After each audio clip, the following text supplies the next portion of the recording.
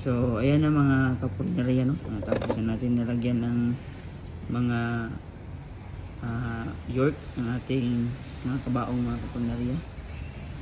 So ayan po, nilagyan naman side to side yan mga kapulnarya. So magkabilaan na po yan. Yan. So yan. So ito po yung mga takip niya mga kapulnarya.